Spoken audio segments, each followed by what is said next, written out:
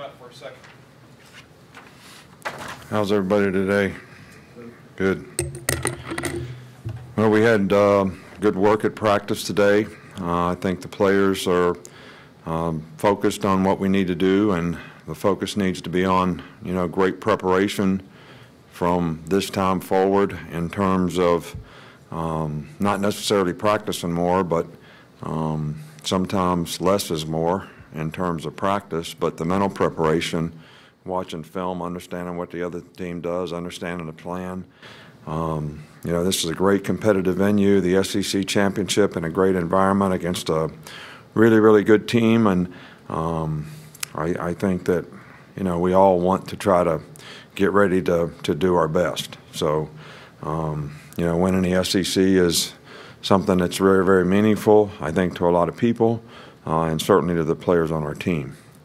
Before you ask me about Terrell Lewis, this is just the next phase of his rehab. All right, every player goes through, okay, I can straight line run, I can run on the treadmill, all right, I can start to cut, now I can start to do football-related type stuff, but that does not at all mean that he's been cleared to play football, or even has it been discussed that he will play football. So this is just the next phase of his rehab in terms of what he needs to start doing. And when he passes this phase, then we'll go to the next phase. And it's a medical decision as to when, he might be ready to play. But it's certainly not anytime soon in terms of the game coming up for sure. So we don't really have anybody else that didn't practice today that has injury issues. I know that Terrell's put in a lot of work, but what does it say about your medical staff and training staff just that he's actually on the field less than 5 months after tearing his ACL? Well, I think that, most of the time he's pretty much on schedule for, what our expectation or what most people's expectation would be. I think all he's doing is some individual drills. He's not really doing any football-related contact or anything like that. I think we have an outstanding medical staff. Dr. Kane, Dr. Andrews, the whole team of people here, Jeff Allen, all the training staff, not only do a really good job of taking care of our players, but they do a really good job in rehab with the players and work in conjunction with Coach Cochran to try to get guys where they need to be so they have an opportunity to get back on the field and be productive as soon as it's safe for them. You look at key factors like third down, explosive plays, turnover margin. How well matched are these two teams? Well, I think the things that you just talked about are obviously things that have a pretty significant impact on winning and losing. I think two teams are in a championship game because they've done a good job in both of those areas, all the three of the areas, and that's why they're very successful. So I'm not really ever sat down and made a comparison. I know that we've been on our defense to get more turnovers in the last few games, and there was a period of time in there where I thought the ball was on the ground too much, but it was better in the last game. So, we made a lot of explosive plays, but we also gave up a few, and that's something that we need to get cleaned up. This isn't about the game, but I'm just wondering, have you had a chance to talk to Reuben Foster at all lately? And also, what do you think about him getting another chance with Washington? I have not talked to Reuben. I don't know really much about the situation. Anything that we can do to help Reuben or support Reuben in any way, I think he knows that we're here for him. I love to see our guys make good choices and decisions and do the right things, and hopefully people can help Reuben do that in the future so he can have an outstanding career. But I have not talked to him, no. How much has the catapult system affected and changed your thinking as far as scaling back practices, and also how has it also been implemented in changing the prescribed timetables from recoveries from injuries, say like the Terrell Lewis injury? I really don't know the scientific answer to the rehab part of it. but we have always monitored, sort of how our players are going when it comes to explosive movements, individually, collectively, by position, and then overall as a team. And, that sort of tells me that we need to cut back, we need to do more, we need to condition more if it's not going in the right direction in the other way.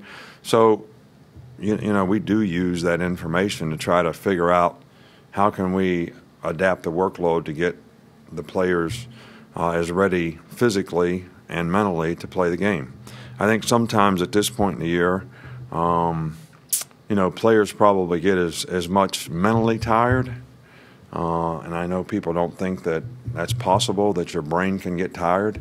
But I do think that it gets a little harder sometimes for you to focus on what's happening in a meeting, what a new game plan is, what the other team does. So there's also that aspect to it, too, where you have to keep yourself fresh because sometimes what you think, the longest becomes the strongest, and you got to choose to do the things you need to do to be able to be at your best. What have you seen from Keaton Anderson during his time here, just kind of taking on a selfless role, and then how confident are you that he could be able to step in at safety this week? Well, he did a nice job for us in the last game when he had to go in the game, and Keaton's one of those guys that he's a great student, he's a tremendous character, really good person, good leader. He's been a core special teams guy for us for several years now, and just continue to work and work and work to where he's in a position now where he has a chance to be successful playing the safety position, which I thought he did a good job in the last game, and I think he's capable of doing a good job in the game coming up as well. Two more, we'll finish up. Alex.